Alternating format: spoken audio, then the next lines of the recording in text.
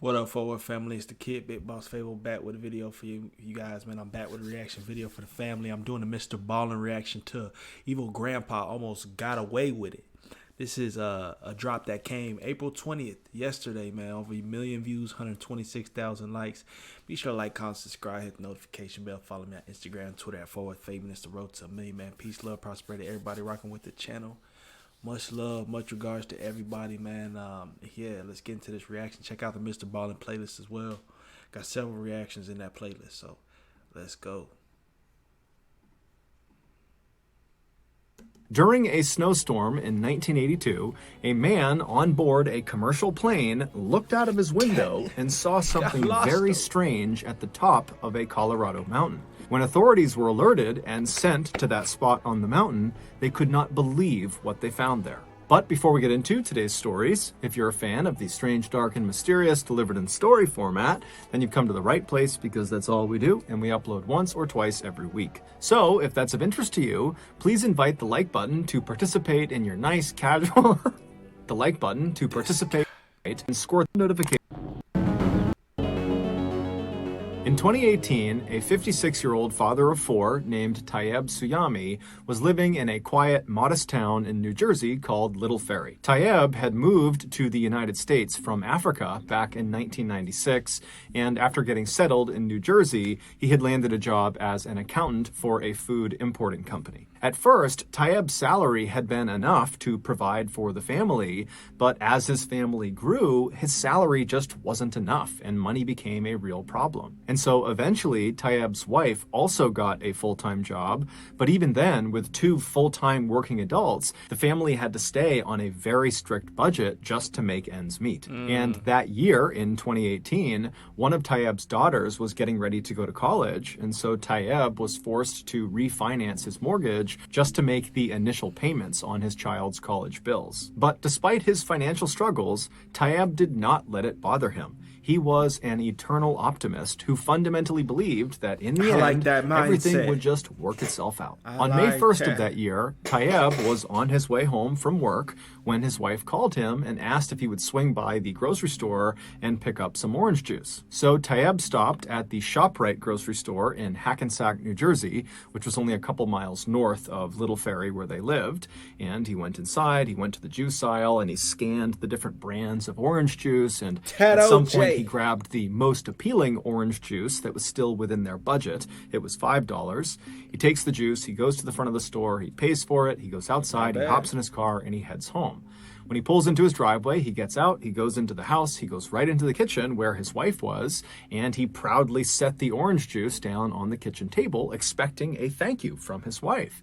But his wife turned around and she looked at the orange juice and she saw the brand he had purchased, and she immediately said, "How much did you pay for that?" And Tayyab said, $5. And she said, "Well, you got to take it back because I know that brand is on sale for $2.50 at the grocery store right down the road. So go return this one."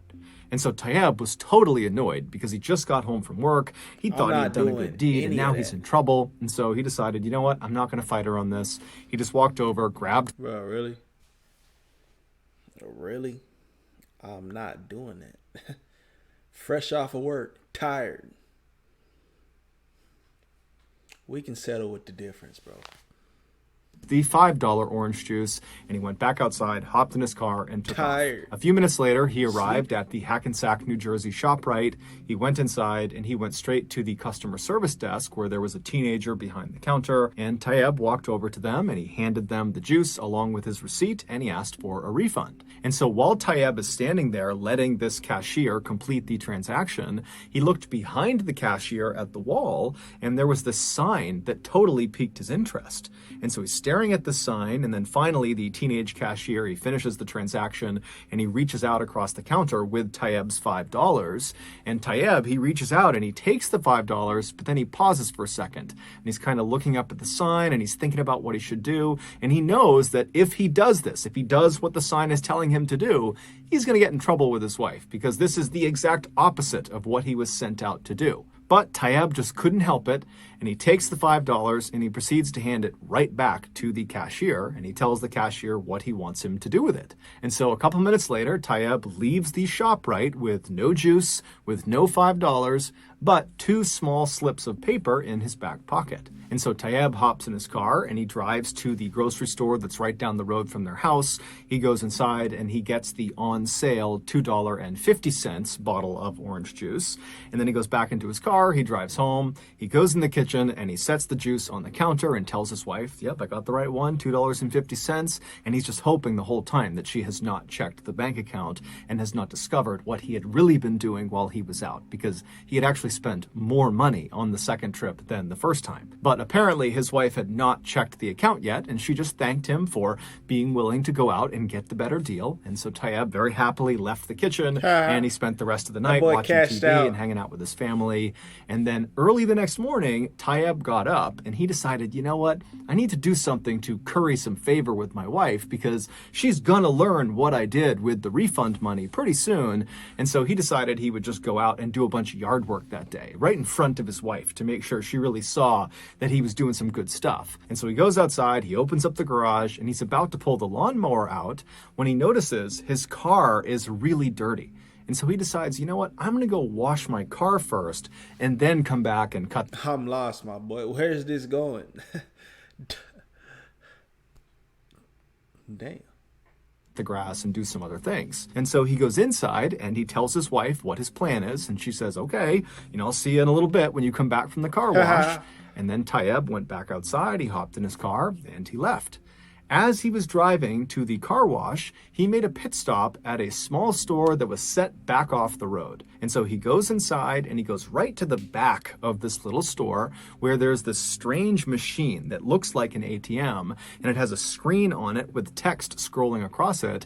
And at the bottom, there was an opening where a barcode scanner was kind of projecting down. And so Tayyab walks up to this machine and he reaches into his back pocket and he pulls out those 2 slips of paper he had got from the grocery store cashier the night before, and he puts the first one under the scanner, and then he reads the text that appears on the screen of this machine. And after reading it, he kind of shrugs his shoulders and puts that piece of paper back in his pocket.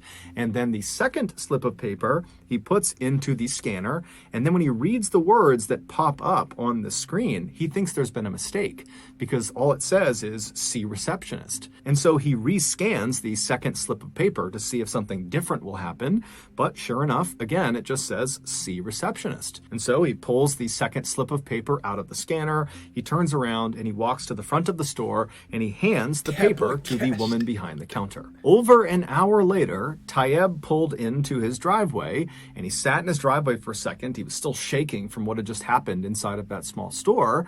And so he gets out of his car, which was still totally dirty, and he made his way into the house and he went straight to the kitchen where his wife was.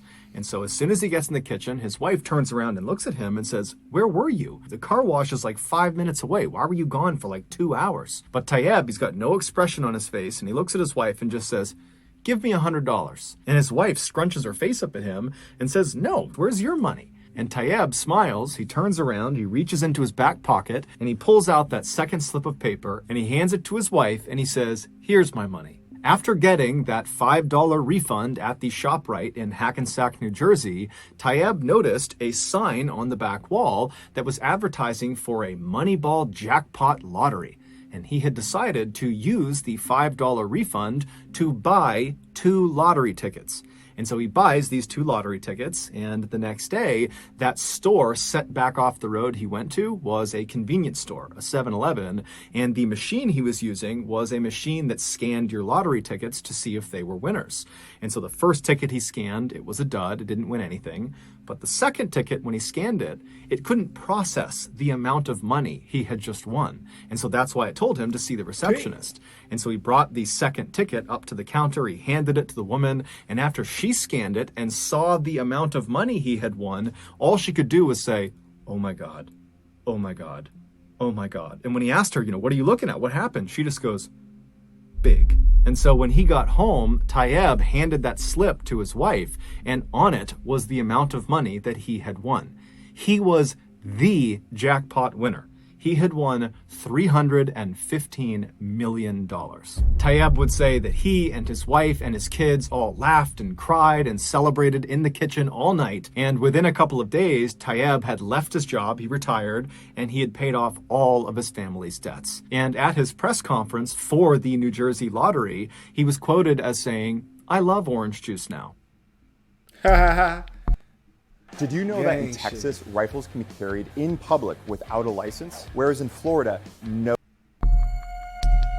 He said, "I like to OJ now." In 2012, Okay. someone went on Reddit and asked people to share their personal glitch in the Matrix stories. A glitch in the Matrix story is any story where something totally unusual happens that doesn't have a logical explanation. So these are true stories, or at least purported to be true. They're first-hand accounts, and they're very popular on Reddit. And so this particular query on Reddit got very popular. It went totally viral. And so there were thousands and thousands of stories commented down below. So lots of people gave their glitch in the Matrix story. Now, the top comments, so the top stories that were given, were really, really interesting. But by far, the best response, the best glitch in the Matrix story, got no attention at all. It was buried at the bottom of 14,000 plus comments. This story, which was written by a person who just went by SarahX11, should have gone completely viral. It should have been the top comment by far. But for whatever reason, it wasn't. And so now, 10 years later, no one really knows about it. While we don't know for sure if SarahX11's story is true, as it is just an unverified first-hand account, what we do know is that this was the first story that SarahX11 had ever posted to Reddit about glitches in the Matrix. The majority of her Reddit activity consisted of liking cute pictures of cats and dogs. So this person, this user, was not on Reddit for clout. Also, when SarahX11 posted her story in this Reddit thread, there were already thousands and thousands of comments posted. So if they were trying to get recognized through this story, they chose the worst post to do it on. If you want to get recognized in a comment section and be a top comment, typically you have to be one of the very first comments after this thing gets posted. And so she's posting after thousands and thousands of people have done this. So in my mind, it seems like this post by SarahX11, this story, has got to be true. And even if it isn't true, it's one of the coolest stories I've come across on the internet that is guaranteed to give you goosebumps. Okay, here we go. In 2006, a 20-year-old woman named Sarah started having some very strange dreams about a woman named Aurora. She had a very striking face with sharp features and long black hair. Now, her dreams varied. Sometimes Sarah was in a crowd of people, or she was at her office, or she was just alone in a room. But in all of her dreams, Aurora would always show up. Either she would interact with Aurora and they would speak, but Sarah could never remember what they actually spoke about, or Aurora would just be in the crowd or in the background just watching Sarah. Now, she had these dreams enough that eventually Sarah began to think, I must know someone named Aurora. I must have come across this person, and now they're just kind of manifesting in my brain at night when I'm sleeping. And so she began going through her older posts on social media to look in pictures of her and of her friends to see if there was a woman with striking features and long black hair that was this Aurora person in her dream. But after looking through hundreds and hundreds of pictures, she couldn't find any indication that she had met this person, at least not according to her social media. And so Sarah began just going on Google and typing in Aurora, long black hair, striking features. Has anybody dreamed about this? To see if there were people talking about having this type of dream on the internet. But she had no luck. Eventually, after about 3 or 4 months of having these strange dreams that Aurora was in, Aurora stopped showing up in Sarah's dreams. It was like it suddenly was all over. And so very quickly, Sarah just kind of forgot about it. A few years later, on Halloween night 2009, Sarah and a friend pulled off the highway into a gas station. They had been out with some friends celebrating Halloween, and now they were making their way back home. Sarah pulled into an empty spot right in front of the convenience store, and after they were parked, Sarah and her friend got out, they went inside, they got some snacks and drinks, and then they came back outside aside and climbed back into Sarah's car. A few moments later, Sarah had turned her car on, she had backed out, and she had driven past all of the gas station pumps, and she was making her way towards the single-lane strip of road that merged out onto the highway. It was how anybody who got into this gas station got back out onto the highway. And so as she's getting closer to the entrance of this short merge road, her phone suddenly rings. What happens next occurred over a span of just a few seconds. So it might seem like this is over several minutes, but this all happened pretty much simultaneously.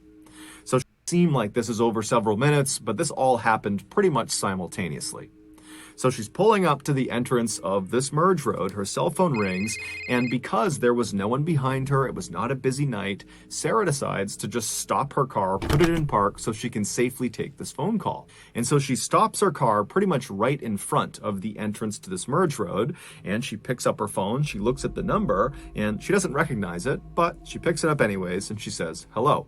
There was silence on her phone, and as Sarah is saying, "Hello, is anybody there?"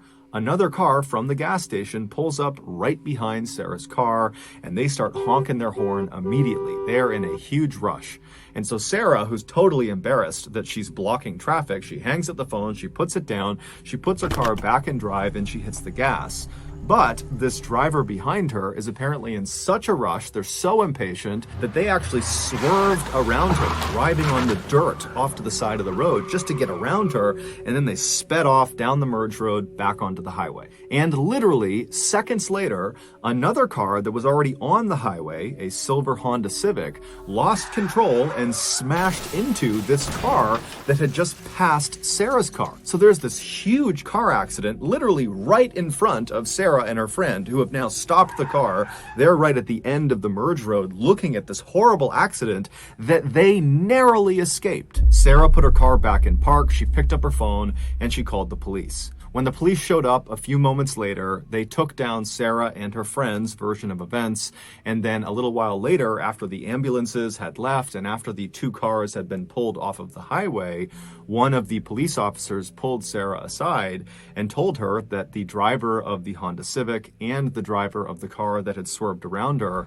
had both been killed in the accident. Shocked, the only thing Sarah could think to do was to call back that number she didn't recognize that had effectively stopped her from getting onto the highway and maybe even stopped her from being hit by that Honda Civic. And so she wanted to talk to this person and thank them for saving her life. But when she called the number back, the person did not pick up. However, it went to her voicemail.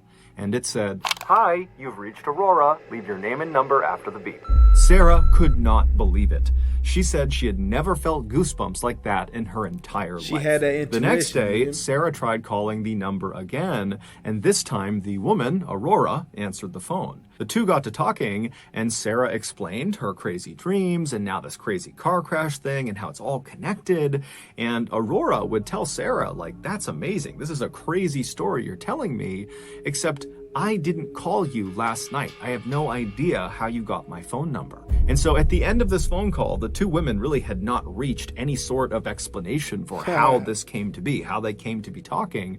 But they ultimately just said, "Okay, hey, thanks and best of luck to you." And then they hung up. After the call was over, Sarah found herself just kind of sitting there, not really sure how to react to what had just happened. It was such a totally bizarre thing that she had just been through over the past 24 hours. And then if you include the dream, this has been a multi-year long thing. And so on a whim, Sarah just opens up her Facebook account and she plugs in Aurora's full name because Aurora had given her her full name on this phone call they had just had.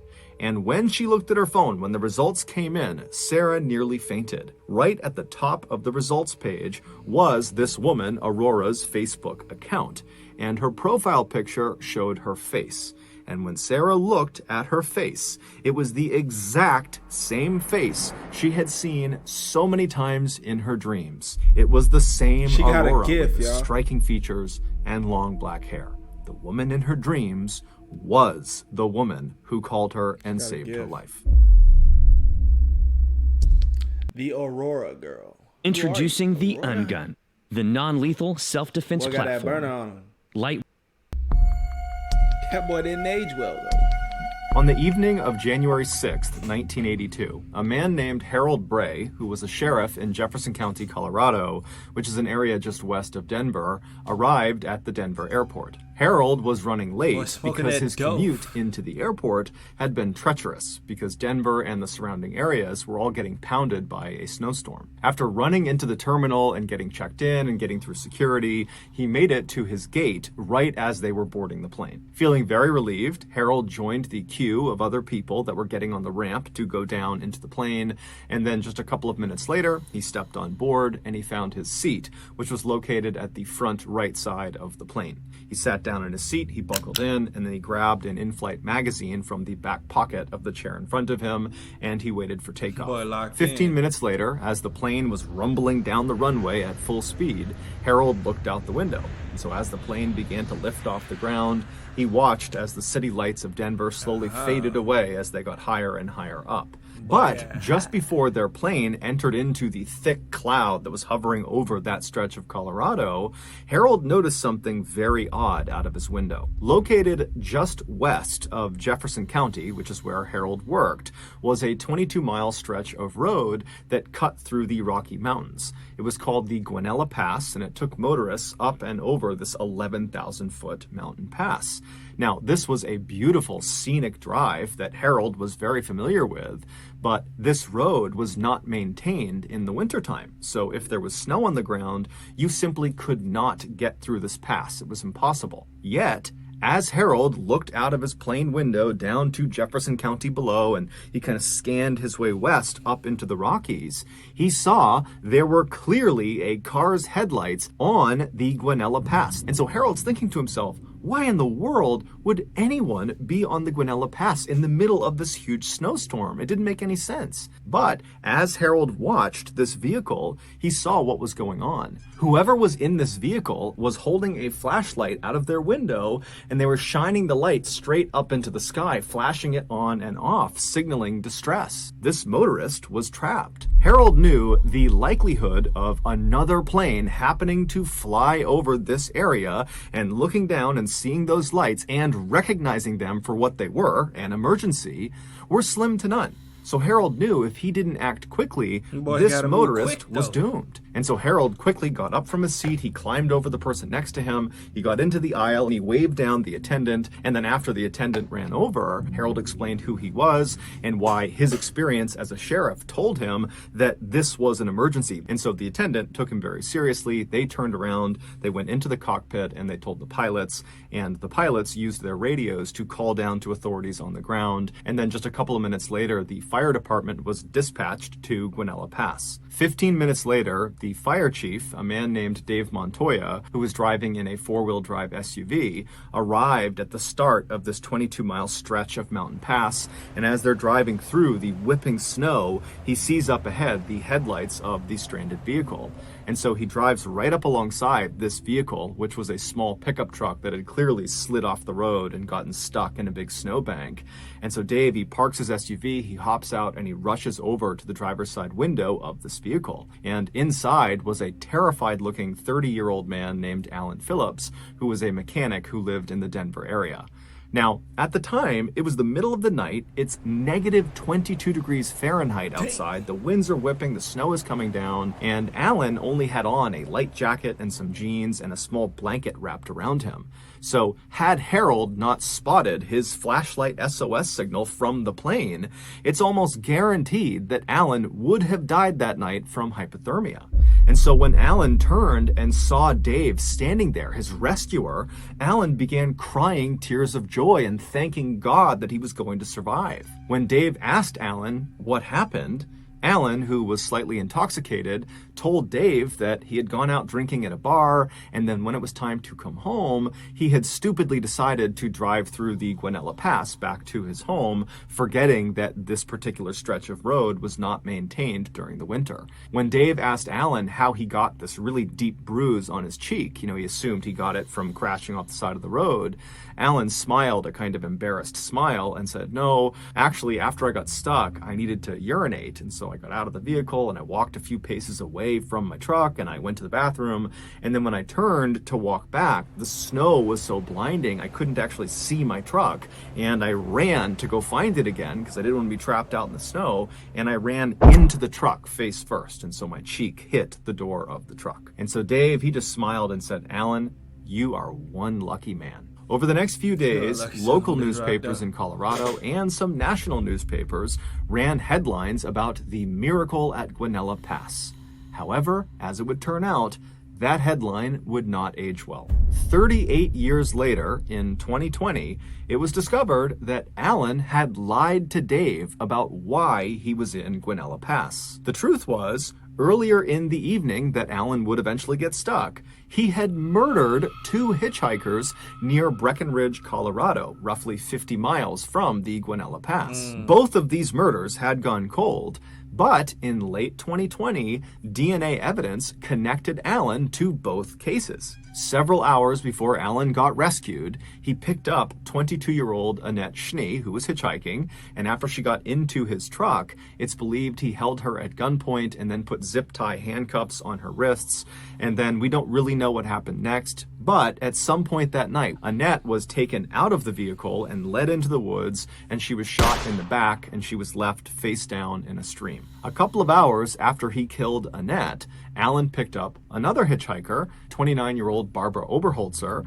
and when she got into his truck, it's believed he did the same thing. He held her at gunpoint and put her in zip-tie handcuffs. However, Barbara was able to break out of her restraints. It's believed she struck Alan in the cheek, which is why he got that deep bruise on his cheek. Boy, and then she leapt out of his car and started running. But Alan got out, chased her down, and shot her in the chest, killing her, and then he dumped her body off the side of this cliff down into the snowbank below. So the only reason Alan got stuck in Guanella Pass is because he was attempting to flee the area where he committed these murders, and he likely just didn't understand how dangerous this pass was, and so shortly after turning onto it, his truck slid off the road and he got stuck. In February of 2021, Alan, who was 70 years old at the time and still living in the Denver area, was finally arrested for these 2 murders, and he is currently awaiting trial. Assuming he did it, that Alan killed these 2 women, we don't know what his motivations were. It's not clear, he hasn't said,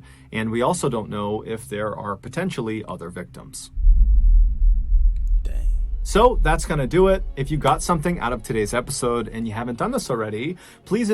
All right, that's MrBallen. Evil grandpa almost got away with it. I mean, y'all thoughts on those stories in the comment section down below. Interesting stories. MrBallen always with the content, man. Like, comment, subscribe. Check out my MrBallen playlist, man. Stay tuned, stay engaged with everything we got going on here at the FortWorthFabian channel, man. Peace, love, prosperity. Everybody rocking with the channel. Till next time, we out.